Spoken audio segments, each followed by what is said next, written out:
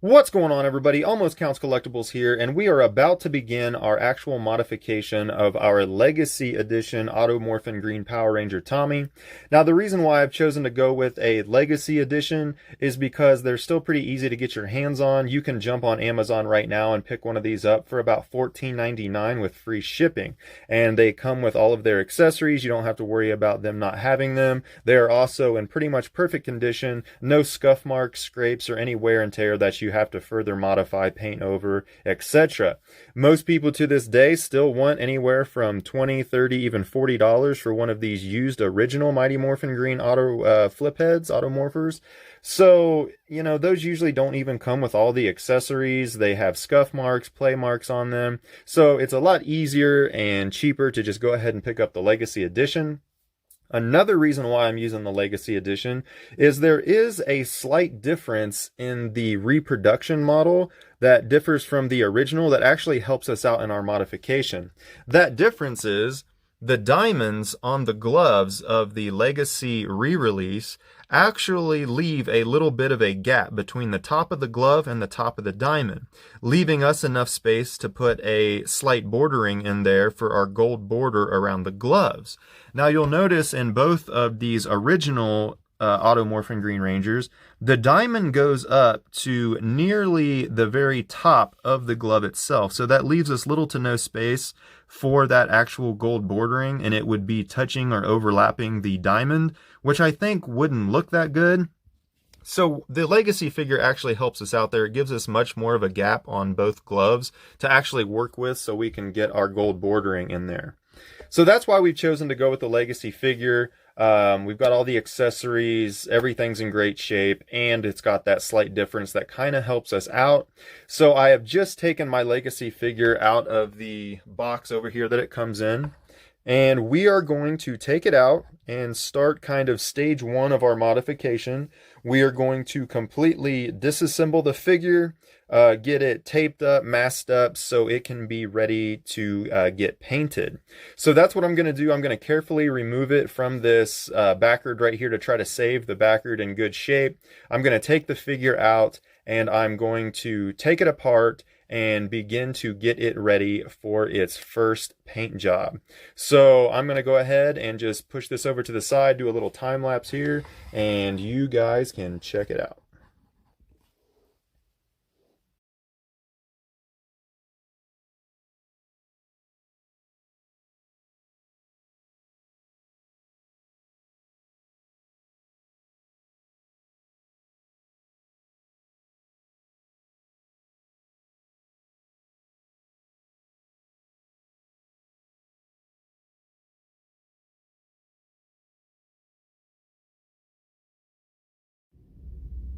All right, we finally got him out of the package and all of his accessories out.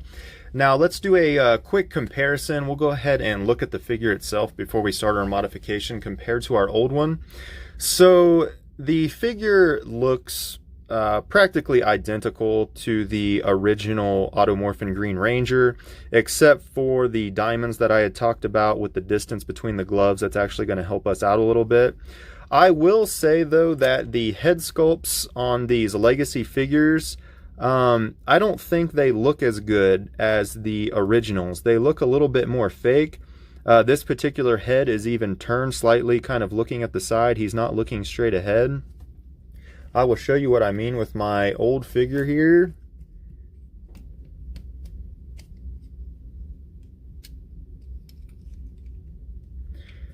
So let's do a little side-by-side real quick. This is my original Auto Morphin Tommy. I think the color of the skin looks better, the definition in the face, even the paint overall on it was done pretty neat, pretty clean. And then we come over here, and his face just looks a lot more squishy, kinda. It's just got, it doesn't have like that hard definition to the nose and the mouth and the cheekbones. The eyes look really weird. They look really big. The eyebrows kind of are a straight line, straight back. They don't curve at the end and come back down. I just think the head sculpt on my original looks way better than the Legacy here. And once again, here it is. I just think the mold was done a lot better. But other than that, pretty much identical in every way. Looks great. I mean, very clean looking. I don't really see any imperfections in the paint other than a tiny smudge of the white right here and a tiny section right here on the diamond where it's missing some white paint. But other than that, it looks great. I will point out the accessories. So this is my original Dragon Dagger, and this is the Dragon Dagger that comes with the Legacy figure. Now it feels to be more of a rubberized plastic. I mean, you can even bend it a little bit, whereas the original is a very hard plastic mold. I mean, you can't really do that with it very well. The age of this item may be affecting the, density of it. It could have changed with exposure to the air and everything over the years. I'm not sure, but it definitely feels a little more stiff. This feels a little more rubberized. This one, however, the Legacy does look better. The definition and all of the little details and everything just pops out a little bit better. I think it's more pronounced. It looks better overall, I think. So that's the main difference in the Dragon Daggers. They look very similar, but I think this one looks better, and it seems to be more of kind of a more flexible rubberized. Let's take a look at the shields. So I haven't taken this apart yet. I'm going to be very careful with it because I don't want to break any of the pegs on it. The colors look pretty similar, although this definitely looks a lot cleaner and shinier than this one. But if I cleaned this one up a little bit, it might shine just as much. So this shield definitely looks beautiful, but we are going to paint it. And then we'll take a look at the blasters. I don't see a huge difference in the blasters here, other than the fact the newer one, I don't think the details on it are raised up quite as much. This one looks a little more pronounced with the detail and everything. This one just looks a little bit more flat. This one also looks more glossy, and this one is definitely a more flat white. But once again, we are going to base coat this blaster in a solid red color, and then eventually add a little bit of detail on it so that it looks more like a Lightning Collection blaster to be more show accurate. So that's the main differences in these figures. The most glaring difference to me is the head. I just think the head sculpt on this Legacy one is terrible compared to the original, but that's okay. This is going to be modified and used for display purposes as a more show accurate Green Ranger, so I will probably never really put it back in his out of action form without his helmet. He will stay with his beautiful Green Ranger helmet here. And the helmets, once again, very similar looking. I don't really see any differences in the helmet. The mold, the coloring, everything looks pretty much identical. So the coloring on these, I'm going to point this out real quick. It might be kind of hard to pick up in the camera.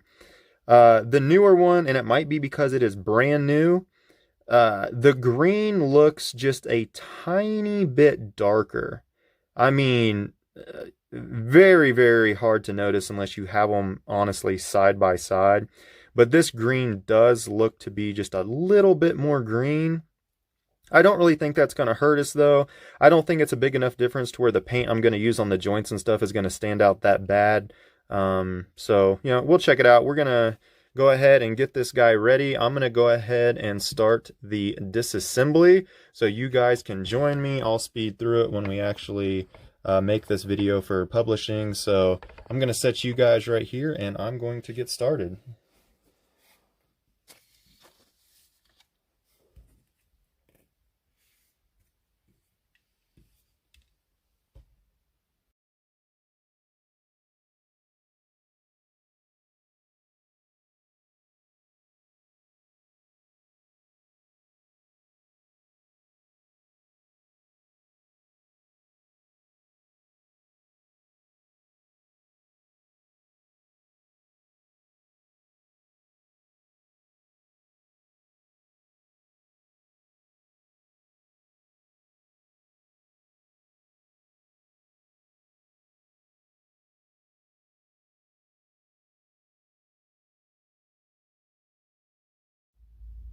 All right, our Auto Morphin Green Ranger has been disassembled, at least for the most part. And I just want to point out real quick, they actually changed the way this figure was put together. In the original figure, there is one large white brace between the two legs at the bottom that go over this peg right here before you put the front back on. And they have separated that into two individual braces that go on each individual leg. So this might actually help out with the legs breaking. In the old figures, that one solid brace was so tight and it was held in place, it caused a lot of these legs to actually break over long periods of time, especially if kids were rough with them. So they may have made this modification to help that, or because it was cheaper or easier to put together, I don't know. But I just want to point that out real quick. They did change the way that the figure was constructed, but that is not going to interfere with us at all. I'm going to go ahead and pop the holster out of here. Actually, I'm going to set you guys down before I do that. You want to be very gentle with this toy. I haven't fully tested its durability because this is the first time I've messed with one, so we just want to make sure. And it pops out. This is slightly different from the old holster. It looks to be a little bit thinner, and the peg is a little bit different that actually goes inside of there, but once again, not going to affect us. We're still going to be able to customize it just fine. But I do think the holster looks better overall. It looks to be a little bit thinner plastic. So I'm going to go ahead and set that aside, and I'm going to set you guys over here.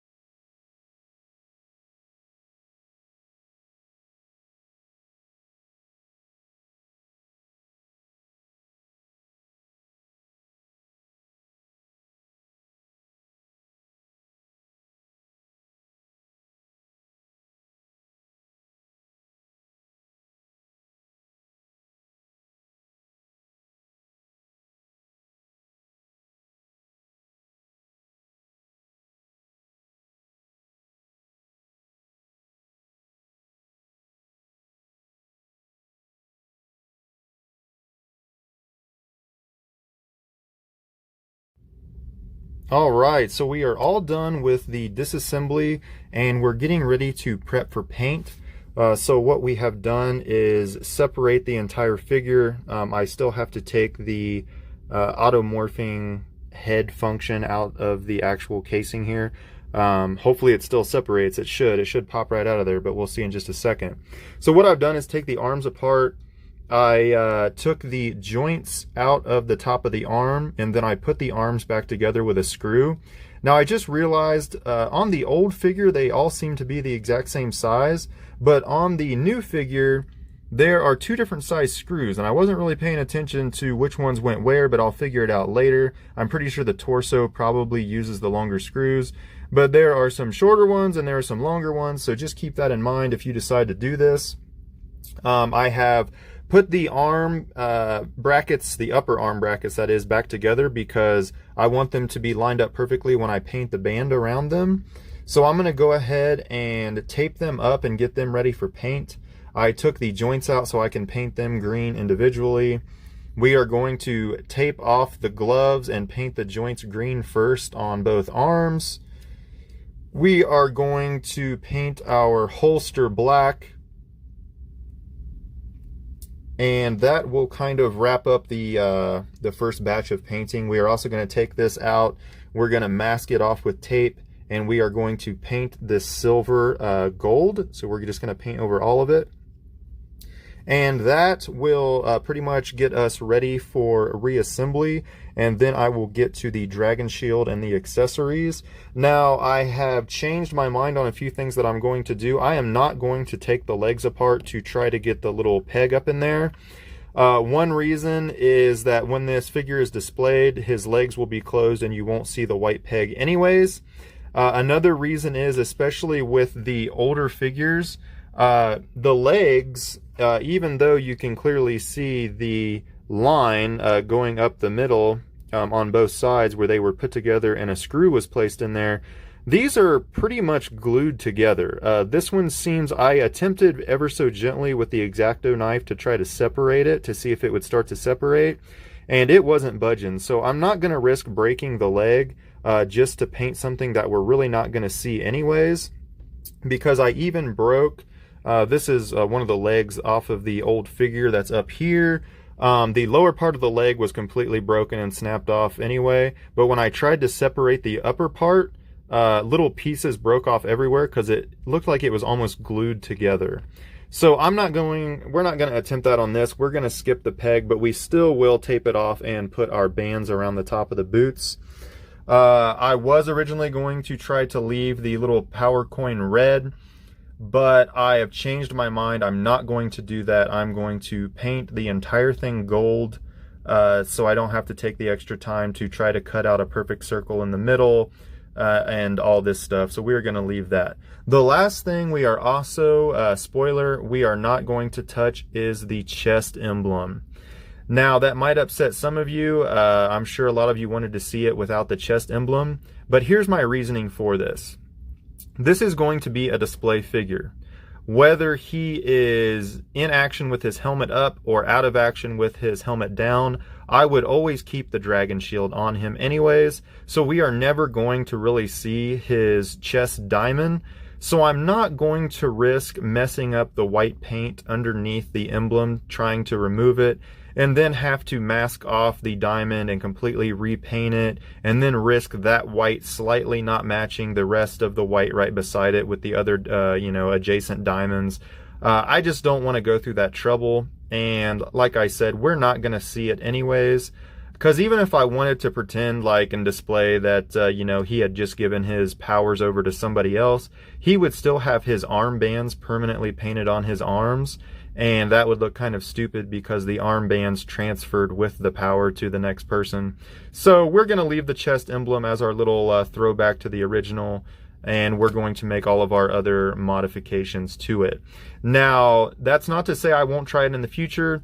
If this works out as well as I think it's going to look, I will try to modify all the other Rangers to cover up their diamonds, make a few modifications here and there, paint their weapons. So we might try it in the future, but for Legacy Green Ranger here, we're going to leave his chest emblem on there. So I'm going to go ahead and start taping this up, and we will get to it. So I'm going to set you guys over to the side.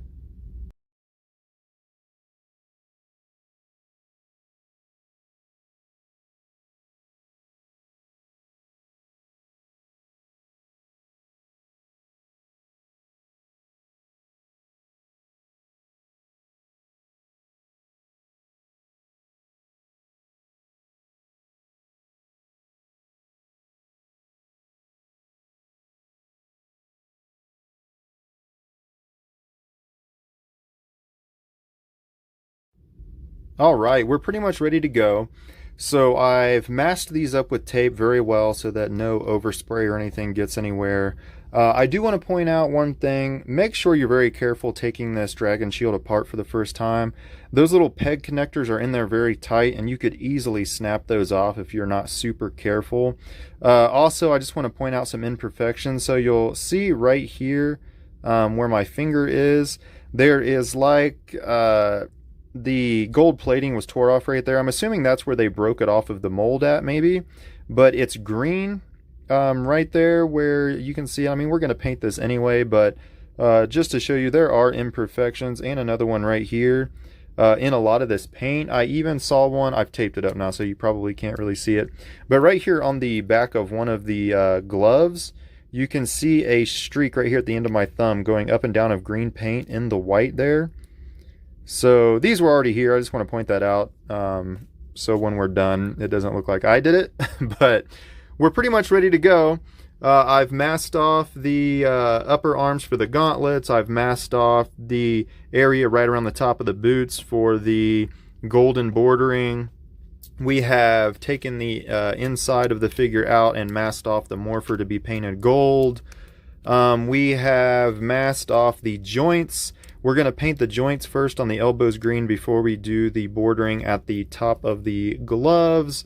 We are going to paint the shoulder joints green. We are going to paint our holster black, and we are going to paint our dragon shield gold, at least a matching gold for our bands that I think is going to look like a little bit better gold than this super reflective, yeah, basically golden mirror that we have here. And once we're all done with that, we'll see what the figure looks like. I'm going to customize the weapons later. But yeah, so I'm going to take these up and get them ready to be painted. And I'll check back with you as soon as we're finished. All right, everybody, we are back, and I am very pleased to say that I could not be happier with how this turned out. I just got done. The paint dried at least well enough for me to think I could go ahead and take the tape off. I'm still going to let it dry a little bit longer before I actually reassemble it. But here we have the final pieces that have been painted and for the most part dried and were untaped. As you can see, the gold bordering came out amazing on the boots and the gauntlets. The black holster, it's not exactly perfect, but it's good enough. I might end up taking it off later and giving it one more coat. I modified the holster before I painted it, and I will show you what I did. I also modified the dragon dagger. I painted the joints. I'm going to let them fully dry for a lot longer before I actually start to manipulate them. Painted the morpher. I actually ended up, right before I painted it, I thought, oh, what the heck, I'll go ahead and try to tape off the red power coin.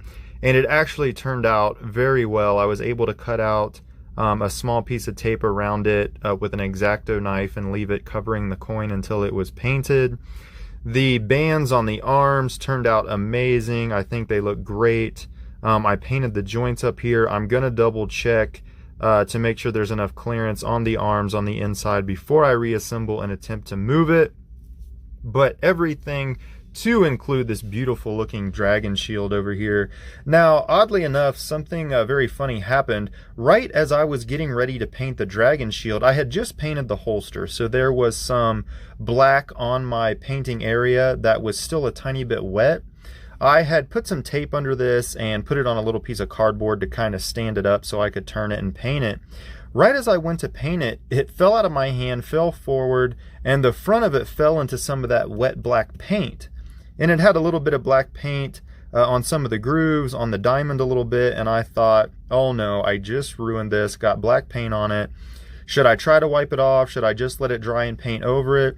Well, I took my glove and actually smeared in the black kind of around the diamond, and then smeared it a little bit on the grooves of the actual shield.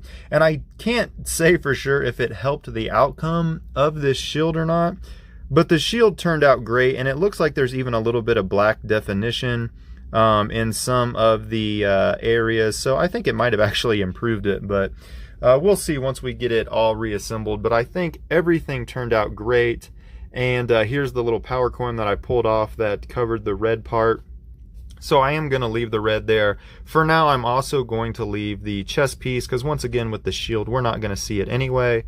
So I will bring you the finished product. We will do a comparison, a 360, and just check it out in all of its awesomeness. But I can't be happier with how this turned out. So yeah, stay tuned. Here in just a second, I'm going to do the video for the finished product, and I will put it on here so we can check it out together. So hang tight for just a minute. I'm going to let this dry for a little bit longer, and then we'll be right back. Real quick, everybody, before we officially put this figure back together, I wanted to take the time to point out a few differences in the construction of the action figure itself. Now, one thing we already talked about, which was the leg braces. These are the new Legacy legs right here, and as you can see, each individual leg has its own brace that overlap each other on this peg when the figure is put together, whereas the original Green Ranger action figures actually had one solid brace all the way across. So they've changed that up. We have two individual braces now. Another difference with the figures is probably the biggest one that I've noticed is the fact that the new Legacy figure actually has a white plastic frame around the actual automorphing function. And the original Green Rangers actually had a solid metal frame. So they replaced this metal frame with the new white plastic frame. It might have something to do with the fact that the screws are also different.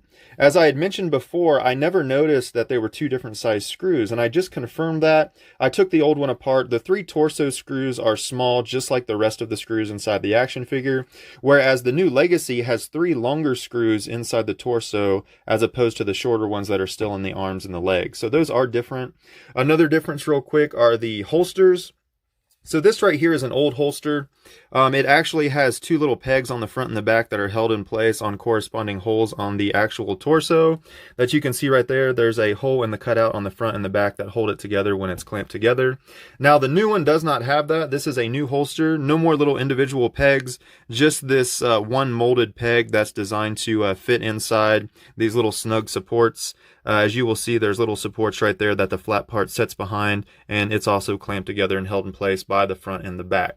So those are the main differences I see. There might be some other slightly smaller changes that I just haven't noticed yet, but those are the main differences in the construction of the figure. If you were thinking about interchanging pieces or something like that, keep that in mind. Another thing I want to show you guys real quick is the arm joints. So originally on this original arm joint that I painted, and then the paint got scraped off, I thought it was because maybe just a little defect in the plastic that I could see down inside of there sticking up. It turns out that was not the case. What actually rubbed the paint off of this joint is the fact that on the inside of the front and back brace of the upper arm, the back portion where the screw goes in, the very top of it right here where the tip of my blade is, this flat surface up here, actually slightly touches the bottom of this wheel when it's together. So if you paint that, once this starts to rub on that and you start twisting it, it's going to rub the paint off. So what I did was take my Dremel tool and ever so lightly shave down with a bit. I'm going to clean it up a little bit here in a second with an X-Acto knife. But you need to shave that down a little bit so it doesn't touch. You also want to take your X-Acto knife and slightly shave the upper left and right portion going up and out right here as well. Shave those down just a little bit to ensure that they don't touch it as well, and that will make sure that your joint keeps the paint on it. If you want to skip this step entirely because of the additional work that I didn't originally plan on to make it work, you can do that. Now, when your Dragon Shield is on, you're really not going to see the joints from the front. However, only from the side will you see some of the joint showing through. So if you want to skip this step, that's fine. But if you do want to go ahead and paint those joints, you need to make this modification so that it doesn't rub your paint off. So that's been my quick little spiel on the changes to the figure and the little modification you need to make for the shoulder joints. And we're going to go ahead and stick this figure back together and check out our finished product. All right, everybody, we are back, and it is time for the big reveal of our modified Auto Morphin Green Ranger Tommy from the Legacy line to be more show accurate, and here it is. As you can see, I think the figure turned out absolutely outstanding. The gold bands around the arms, the bordering, the trim around the boots and the actual gloves looks amazing. Not to mention the Dragon Shield itself, I think looks 10 times better with this metallic paint that I put on it, as opposed to the original mirrored Dragon Shield. The Morpher is now gold instead of the original silver, and we were even able to save the red power coin. We even modified the holster to be the correct color, and we modified the dagger itself and the holster so that the dagger actually fits down in the holster much better than the original. Overall, just a great looking figure. The joints look absolutely amazing, blended in to match the costume, instead of having those traditional white joints to make it look like he has giant white gloves on.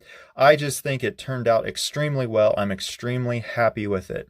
Now, this was first thought of to be a basic, simple modification, at least as simple as it could be, to get a show-accurate green Auto Morphin Ranger, which I think turned out amazing. However, I have recently thought about doing a more advanced modification. I think I might pick up another Legacy Ranger and do the changes that I have done here, but one step further, I am going to change the diamond pattern on the boots and the gloves to be more show accurate as well by painting over the existing ones with white and then adding the new green design, as you will see here to the right of the screen.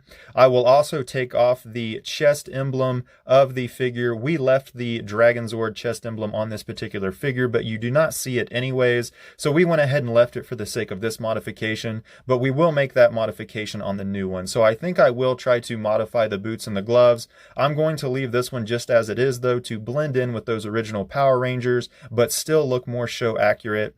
I have still yet to modify the accessories, the blaster and the dragon dagger. I will do that in a separate video showing you exactly how I modified the holster and the dagger to fit better, on top of the coloring that I will add to the dagger and the blaster themselves.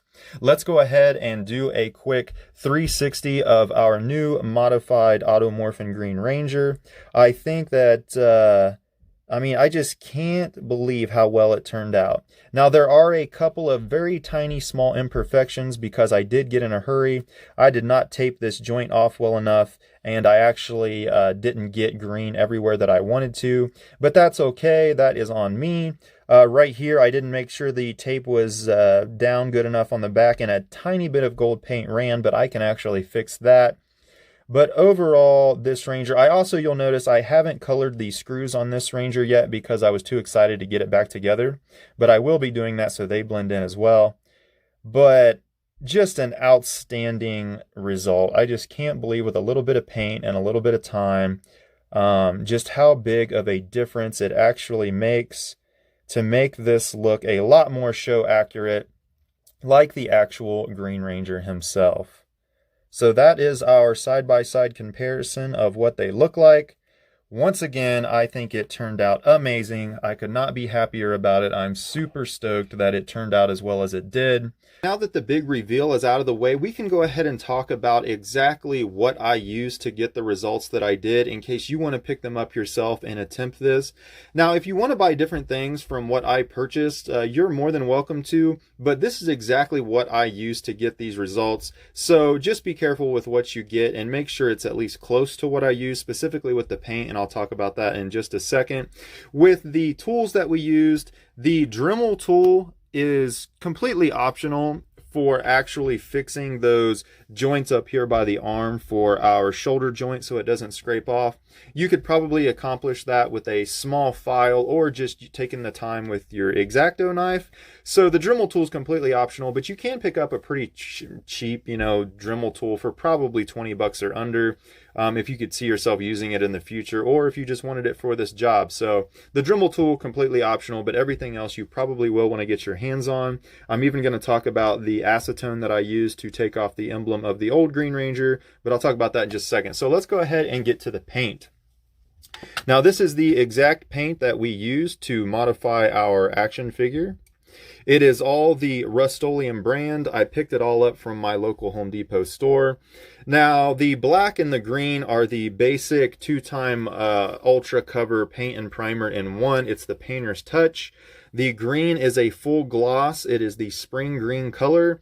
The black, I got a semi-gloss. I almost wanted to get a flat black, but I went ahead and got one in the middle. I didn't want a full gloss for the holster, but then again, I didn't want it to be completely contrast and different from the rest of the figure, so I just went with a semi-gloss. Now, make sure whatever paint you do decide to pick up states right here on the actual can that it can be used with plastic. You don't want to pick up a paint that is meant for solely woods or metals or something like that, because it might have a really hard time sticking to the actual plastic. So just keep that in mind when you're picking up paint. I could not find a gold color in the regular Painter's Touch. So for my gold color, I got this Universal Advanced Formula. It is the metallic all-surface paint and primer. It is the pure gold color. Now, they also had a vintage gold, but I went ahead and went with the pure gold, and I think it turned out very well. So that's just what I went with. It also states right here that it can be used on plastic. Now, all of these are supposed to be fast drying, but I would give your paint plenty of time to dry. We'll talk about that more in just a second, but these are the 3 exact paints that I actually used. The advanced formula is a little bit more expensive. It's about $6 a can, whereas these are about $4 a can. So that's, about $14, $15 in paint, give or take, with some taxes. I also picked up a gloss white in the regular Painter's Touch just in case I messed up the chest, but I ended up not even attempting it. So we might see how that works in the future, especially if I do that advanced build where I completely paint the gloves and the boots to redo the diamond pattern. So that's the paint that we used. Moving on, let's talk about the tools. Now, the basic tools you're going to need is a small cross-point screwdriver. Now, cross-point is most commonly referred to by people as Phillips, even though that's a brand, not the actual screwdriver itself. So a small cross-point screwdriver of any kind to get those screws out of there to take your figure apart. I used an X-Acto knife to help cut some of the tape and to help modify and shave down some of the areas of the figure. I also used it to modify the dragon dagger in the holster. We'll talk about that in just a second, actually, at the end of this video, but I'll cover it more in depth if I do the other video with the advanced modification to change more things on the figure. So just a basic X-Acto knife. Be very careful with those. They are extremely sharp. And then you want to pick up some basic Scotch tape. Now, you can use just about any kind of tape, but I would not use any tape that is extremely sticky because you risk having all of that residue all over your action figure. It also might rip some of the paint off if you paint over stuff you've already, or tape over stuff you've already painted, such as the joint, to end up doing the trim on the gloves. So just pick up a basic Scotch tape. Now, this is actually invisible tape, simply because I had it handy. However, regular Scotch tape would probably do you better so you can see exactly where is taped and where isn't. This sometimes blended in so well, it was kind of hard for me to tell, and it probably ended up taking longer. So just some basic Scotch tape. Now, with this original figure right here, I highly suggest that if you're going to attempt this, especially on a very good condition action figure, pick up an old broken or used action figure to try this on. It doesn't even necessarily have to be the Green Ranger. Pick up an old Red Ranger or Black Ranger or something and try to put the bands on it. Try to tape off the morpher and paint it. Just practice a little bit on one so you can make the mistakes on it like I did said figure right here in front of us before you actually attempt your brand new or your vintage one that has sentimental value that you want to try to modify. So pick up an old broken or used action figure and try your painting on it first. Now, here is the acetone nail polish remover that I used to remove the chest emblem of our old action figure back here. It is just the 100% acetone nail polish remover, and I believe she picked this up from Target. So if you want to get your hands on this, I'm sure it probably comes in a smaller bottle as well if you want to try it out. So this is the actual acetone that we used to remove that chest emblem. Now, once you get all of your stuff, of course, make sure you practice. And when it comes time to actually do the modification, make sure that you take your time. When you are taping everything off, as I have already mentioned before, make sure that, don't get in a hurry. Make sure that it is completely sealed around wherever you're painting so the paint doesn't run. And make sure you tape over anything you do not want to get paint on. The way that I did my painting, and I highly suggest this as well, but it is not required, get a latex glove to wear on your non-dominant hand. Then simply tape up the piece real well, hold it with your non-dominant hand, and wear the glove so you don't get paint all over yourself. Make sure when you're painting you hold the nozzle a good 6 inches at least away from the figure. You don't want to hold the spray paint too close if you've never spray painted before. Make sure you shake your spray paint very well before you use it, at least a couple minutes. Make sure it's not exposed to extreme heat or cold before you use it. You want to keep your paint about room temperature. It'll help mix it better. At least I think it does. And then you also want to make sure that you do a little test spray. So set up your area. All I did was lay down some old wrapping paper from this past Christmas that we had. It was about a 3 foot by 3 foot piece. Anchor each quarter so it doesn't roll up on you, but I just simply took it down in the basement and carefully spray painted it. I put everything on the wrapping paper and I just did my pieces one at a time. So just hold your piece out there with your non-dominant hand a good 6 inches away. Do a test spray first on the actual surface, whatever it is that you're painting on, to get that paint flowing nice and smooth. And then back and forth real quick, put little light covers on whatever it is that you're painting. Do not put excess paint on it. Put a little bit of paint, and then if it doesn't look good enough, let that dry for just, even if it's just 20 to 30 seconds, and then put a little bit more paint on there to make it thicker. If you build up too much surface spray paint, it's going to start to run and you're going to get in trouble. You're going to start having some very uneven and nasty looking paint going on. So very small, thin layers until you get it to where you want to be. I actually only did 2 layers of gold for just about everything. I did one basic little layer all the way around and then another one just to get it on there nice and smooth and thick. So I didn't do that many layers.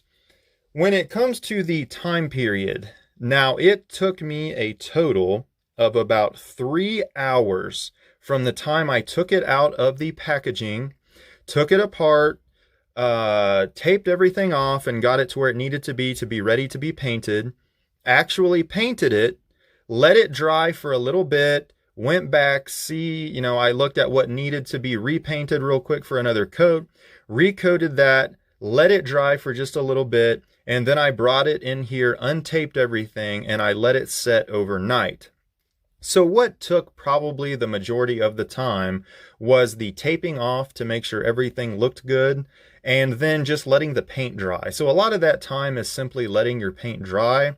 Highly suggest when you're completely done, let it dry overnight before you put it back together and start manipulating it, just to give that paint enough time, even though this is fast drying spray paint. I would do that. That's just my recommendation, but you can do whatever you want to do. So the majority of the time, I would say, was simply letting the paint dry and make sure that it was good, but probably a total of 1.5 to 2 hours of actual work, getting it ready, taking it apart, actually painting it, taping everything off is about what you're looking at. Most of that other time is simply letting your paint dry. So expect a couple hours of work. I know that seems like a long time, but most of it is just the taping off if you're making sure that you're getting everything the right size, and then you're masking off everything that you do not want to get painted. So that's the time period you can kind of expect. Once again, though, highly suggest that you practice a lot of this first before you actually attempt it, and I think your results will turn out a lot better. One more thing real quick before we go. I'm going to go ahead and go back and paste this in because I actually forgot to talk about it even though I said I would. We're going to talk about the holster real quick. What I did to make it look better, to make the Dragon Dagger fit in there better. It was actually pretty simple. I did it all with my X-Acto knife. Now the holster on this figure is a little bit thinner plastic than the original holster, which almost made it seem like this figure was meant to be modified because they made certain things pretty easy to do. All I did was I simply took the back of the holster and made another slit, much like the one here in the front. I didn't cut it down quite as far. As you can see, it's raised up just a little bit higher, but I did make a slit in it, a little V, so that the back of the Dragon Dagger would also go down just a little bit further. I also modified the bottom of the holster pretty similar. I made a slit up on both the front and the back, like a little triangle, to allow the blade to slide down in there just a little bit better.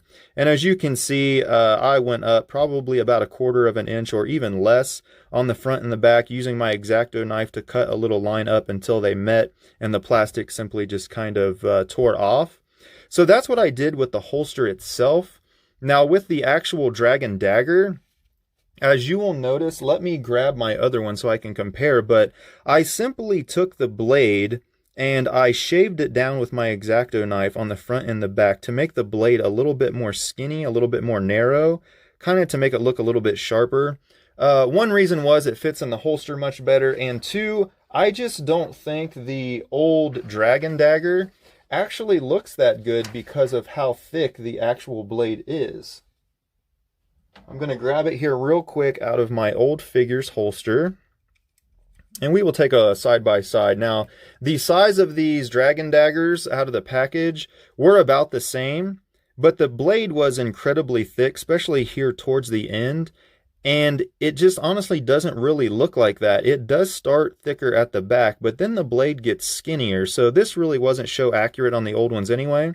So all I did was pretty carefully, I took my X-Acto knife and I shaved it down on the Legacy one to make it fit in the holster better and to make it look a little bit better so that the blade is a little bit more narrow. So that's all I did there. I will show you up here real quick. So I have a picture of the actual Dragon Dagger. And as you can see, it's very thick back here, but then it actually gets skinny. It doesn't like bow out again and get real wide. I think the real one looks a little bit more narrow. So that's kind of what I was going for here, as opposed to this old, really wide kind of looking blade. Just my opinion, I think it turned out very well, and it fits down in the holster quite well. So yeah, that's pretty much all I did was I shaved down the blade to make it a lot more skinny, and then I simply cut out a few extra little slits in the holster, and it actually fits down in there quite nicely. Now, I could take it one step further. I could cut out the slits a little bit better on the front and the back on the top, and then I could even maybe bring this up a little bit on the bottom so that this actually fits down in there another 1/4 of an inch or so. But for this basic build, I think this is perfect. It looks very good, looks much better than the original, and you can actually store his dragon dagger down in there without it looking ridiculous and being really up high. But for that advanced build, we might go ahead and see if we can make it look even better. But for now, that's where we're going to leave it. So that's been my quick ending video here of exactly how I did it, what I used, and my suggestions for you. Please let me know what you guys think about this, and let me know if you want to see that advanced build, because I'm really contemplating on doing that one as well. So until next time, everybody, I'm going to go ahead and wrap this up. I will see you next video.